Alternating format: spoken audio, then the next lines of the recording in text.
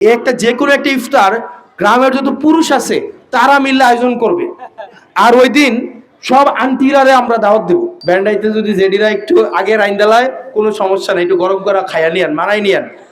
আর অথবা আপনার একদিন নিজেরা ব্যান্ডাইট উইটটা রাইন্দা জেডিরারে একটু ডাক দিয়েন যে 40 বছর তো আমার রাইন্দা খাওয়াইছস, আমি আবার একটু তোমার রাইন্দা খাওয়াইছি, ঠিক আছে রে? একটু নিজের কাজটা একটু নিজে করেন, একদিন ইফতার বানায়েন, পারবেন? একদিন এই অনেকে তো 20-25 বছর ধরে সংসার করেন না, আপনারা ইফতার বানাইছেন না কোনোদিন? একদিন একটা কাজ করেন, বাসার কাজটা একটু উল্টা করেন। একদিন আমরা জেডি চাচি মামি যারা আছে, আপনারা একদিন বাসায় বসে থাকেন, আপনারা দোয়া দুরুজ করবেন, আত্মীয় স্বজনের লোক একটু কথাবার্তা বলবেন, এইবারই ওইবারই যাবেন, আর চাচারা হচ্ছেন ইফতার গুলা বানাবেন। ইফতার বানাইয়া ওনাদেরকে একটু খাওয়াবেন, পারবেন না? একদিন একদিন তো ব্যতিক্রম হইতেই পারে, পারে না? এটা সম্ভব কিনা? এটা সম্ভব না? সম্ভব তো ইনশাল্লাহ।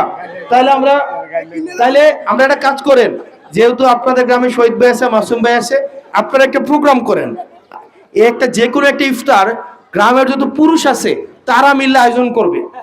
আর ওই দিন সব আন্টিরারে আমরা দাওয়াত দেব।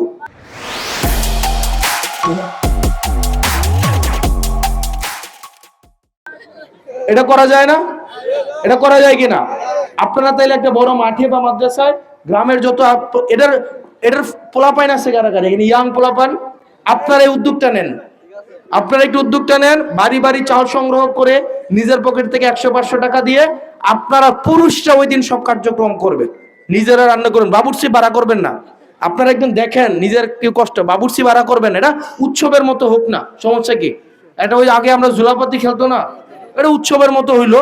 দেন ওই দিন আপনারা আন্টিদেরকে দাওয়াত দিবেন, আন্টিদেরকে দাওয়াত দিয়ে ওই দিন আপনারা খাওয়াবেন, পারবেন না আপনারা? এবার রোজা একটু এটা চেষ্টা করেন আপনারা, সুন্দর হবে কিন্তু।